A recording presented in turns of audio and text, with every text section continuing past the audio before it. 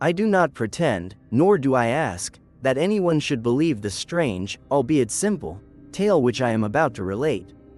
I should be mad to expect it, for my senses deny their own evidence. Yet I am not mad, and very well know that my story is not a dream.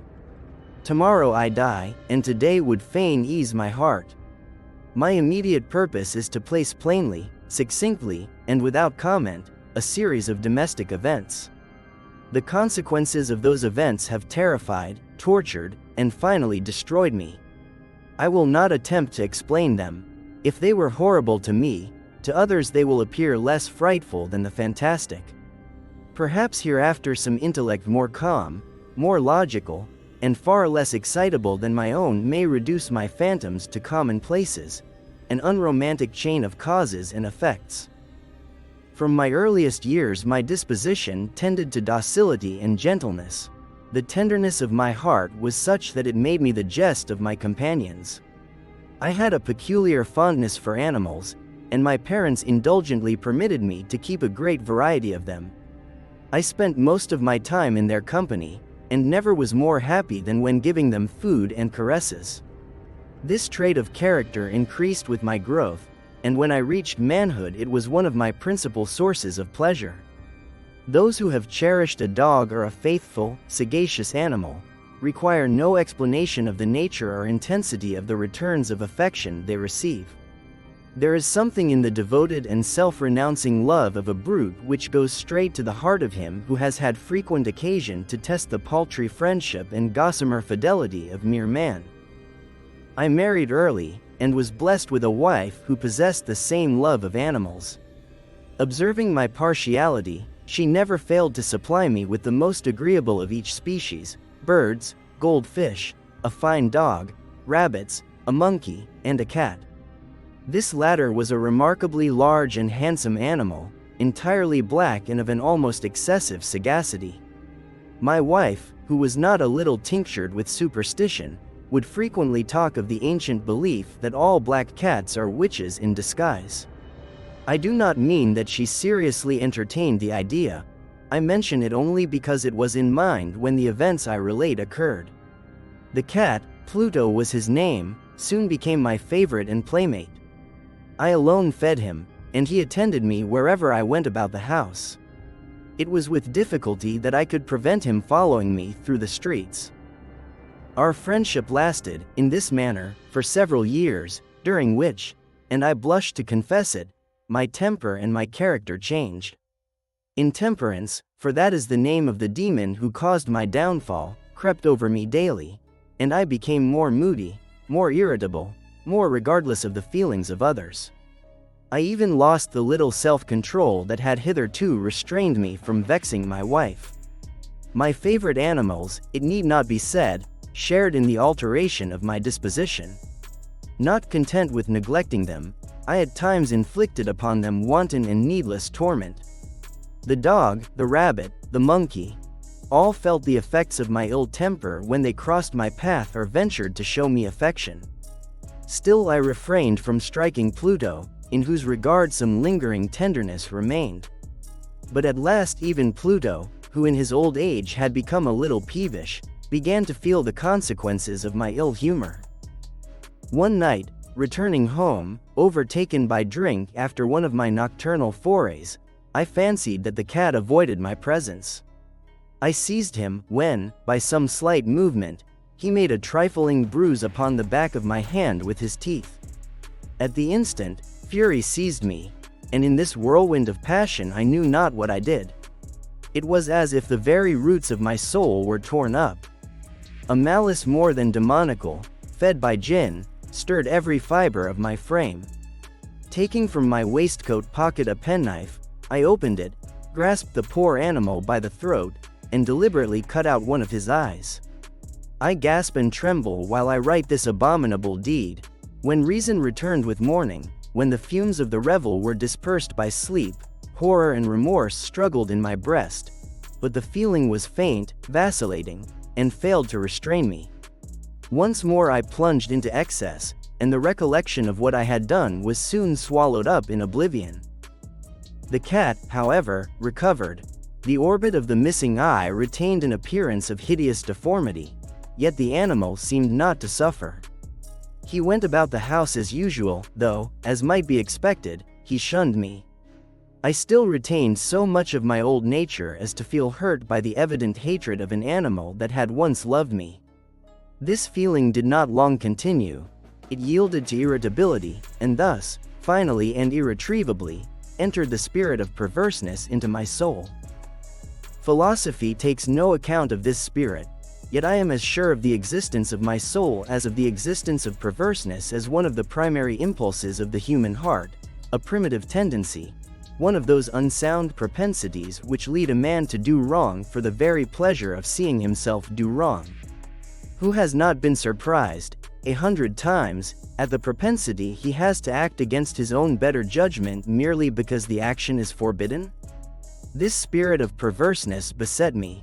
An uncontrollable longing seized upon my being to violate the good for the sake of violating it, to do evil because it was evil, and it urged me on to complete the torment which I had already begun to inflict upon the harmless creature. One morning, in cold blood, I took a cord, put the noose about the cat's neck, and hung him to the limb of a tree. I hung him with tears in my eyes and the bitterest remorse contracting my heart. I hung him because I remembered that he had loved me and because I felt that he had never given me cause for such an act. I hung him because I knew that I was committing a sin which, if there be any justice in heaven, would lead me to the outermost bounds of God's mercy, and beyond. That very night the house took fire. The curtains of my bed were in a blaze, and the whole building was in flames. My wife, a servant, and myself barely escaped.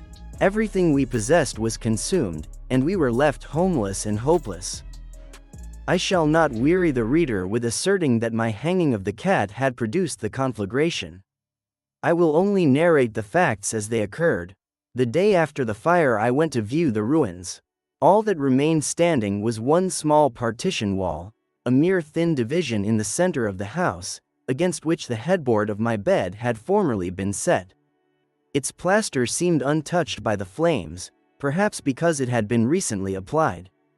A crowd had gathered before it, and several persons were examining it closely. Words like strange and curious were whispered by those who stood nearest me. On approaching, I perceived, in the white surface of the wall, in low relief, the exact image of a gigantic cat. The outline was so distinct that the sight of it filled me with a strange terror. Around the beast's neck appeared a rope. At first I was stupefied, but then reason came to my aid. I had hung the cat in a garden adjoining the house. In the tumult of the fire, the neighbors had rushed into that garden and, by some contrivance, had apparently cut the corpse from the tree and thrown the body, I thought, through an upper window into the room. The weight and fall, combined with the freshly applied plaster, the action of the flame, and the ammonia of the dead animal, could have produced that image upon the white surface. This explanation satisfied my reason though not my conscience. Still the apparition haunted me for months. That ghastly portrait of the cat upon the very wall, with the rope about its neck. For a long time I could not shake off the remembrance of it. My imagination was harrowed by the picture, and toward the end of that period I found myself regretting the loss of the animal and even searching in the vile haunts that I frequented for another one of the same species and appearance to supply his place. One night, while in a filthy tap room half intoxicated, my eye fell upon a large black cat sitting upon one of the whiskey barrels which pass for furniture in such places. For some minutes I had gazed upon the dark spot without having noticed it before. It proved to be a cat exactly like Pluto in size and general appearance, with this difference only: Pluto was entirely black, whereas this one had a broad patch of white upon its breast. The animal immediately recognized my hand, rubbed against it, and purred with great violence. I had found the very creature I had sought, and I immediately offered to purchase him from the landlord. The landlord, however, declared that the cat did not belong to him, and that he had never seen him before. I continued to caress the newcomer, and when I prepared to go home he followed me. I allowed him to follow, stopping again and again to fondle him. He took to the house at once and became, as before, my wife's favorite. To my surprise, a feeling of dislike toward the animal grew within me. Exactly the contrary of what I had expected took place. His caresses, his obvious attachment to me, were odious to me. They wearied and disgusted me. Gradually that disgust ripened into detestation and hatred. I avoided him as much as I could. A lingering shame and the recollection of my former crime prevented me, during the first weeks, from ill-treating him. But the hatred increased, and I shrank from him as though from an emanation of the plague. What rendered my abhorrence the more poignant was this. The morning after I brought him home I discovered that the new cat, like Pluto, wanted an eye. He was one-eyed. This circumstance made him the greater favorite with my wife, who, as I have said, possessed a large share of those philanthropies which once marked me. The creature's affection for me augmented in proportion as my hatred of him increased. He followed me with an pertinacity which I cannot describe. Wherever I sat he would place himself beneath my chair, or he would leap upon my knee, fawning, purring, and making odious demonstrations of fondness.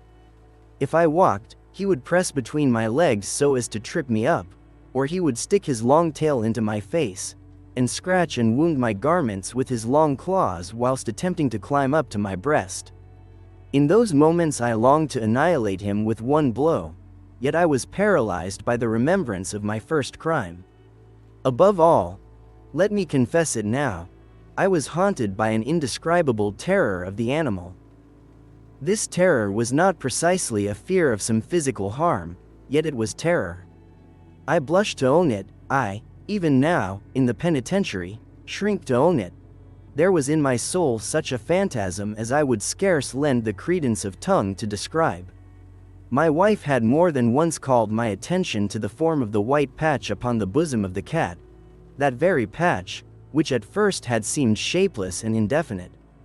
Gradually, by an imperceptible yet steady growth, that white mark assumed a contoured form of startling precision. It represented, oh, belike I start even now at uttering it, it represented the gallows. The hideous image of the gallows. That grim and ghastly engine of horror, of crime, of agony, and of death. At such thoughts I felt more wretched than the lowest of men. That a beast, whose counterpart I had murdered wantonly, could create within a man, created in God's image, such intolerable anguish, made me feel that the miseries of my nature were infinite. Neither by day nor by night could I obtain rest. By day the creature haunted me, and by night it pursued me in dreams, oftentimes starting me from slumbers with the hot breath of the monster upon my face and the heavy weight of his body pressed to my breast. A nightmare I could not shake off overwhelmed me, and under the pressure of such terrors the little morality that remained in me utterly perished. Only evil thoughts found room within the hollow of my heart. My habitual gloom grew into hatred of all things human. My poor wife, who complained of nothing and suffered everything, became the usual patient victim of my assaults. One day, in performing some domestic task, she accompanied me into the cellar of our old house. The cat followed, and, descending the steep stairs, came so near wrenching me down backwards that I was driven to a frenzy. Raising an axe, and forgetting in the heat of passion the very fright which had before restrained me, I felled the blow which would have crushed the animal on the spot. My wife's hand arrested the falling axe. Overcome by her intervention, and maddened almost to madness, I tore myself from her grasp and buried the axe in her brain. She fell, without a murmur, at my feet, dead. Having committed this atrocious murder, I forthwith applied myself, in cold blood, to conceal the body. I knew that it would be impossible to remove it from the house without discovery by the neighbors. Various schemes passed through my mind. For a moment I thought of cutting her in pieces and burning the fragments. Another plan was to dig a grave in the cellar floor. I considered throwing the body into the well in the yard, or packing it in a box as merchandise and paying some porter to carry it away. At last I resolved on the method most aptly described of the monks of the Middle Ages as walling in. The cellar afforded every facility for such an operation. The walls were of slight substance, and plastered with a mortar that the damp had never hardened. In one wall there was the vestige of an old fireplace, now blocked and made like the rest. I determined to remove the bricks at that point, place the corpse within, and then rebuild the wall as before. I was not mistaken in my calculations. With a lever I easily took out the bricks, placed the body in position within the cavity, and rebuilt the wall carefully. With mortar, sand, and hair, I formed a plaster which, when dried, reproduced exactly the original surface. I wiped away every trace, swept the floor, and, satisfied with myself, exclaimed, "Here at least I shall be secure." Then, with the fury of a hunted man, I set about seeking the hateful animal that had caused all my misery. If at that moment the cat had shown himself in the cellar, his doom had signed my fate, I would have killed him with my hands. But the crafty animal, perhaps terrified by my previous transports, kept aloof. That night, for the first time since he had come to the house, I slept in unbroken repose. The second day passed, and the third, and still my tormentor did not appear. Freedom seemed to breathe upon me. I walked about like a man set at liberty. The authorities made some inquiries which I easily answered, and there was even a formal search of the premises. Nothing could be discovered. I felt secure, and joy and impunity filled my soul. On the fourth day, however, a body of police arrived, and insisted on a thorough inspection. I conducted them from garret to cellar with coolness and composure. I walked before them in the cellar, beating my arms across my chest, serenely certain that nothing would be found. The officers, well satisfied, were about to depart, when a sudden impulse, irresistible and unaccountable, seized me.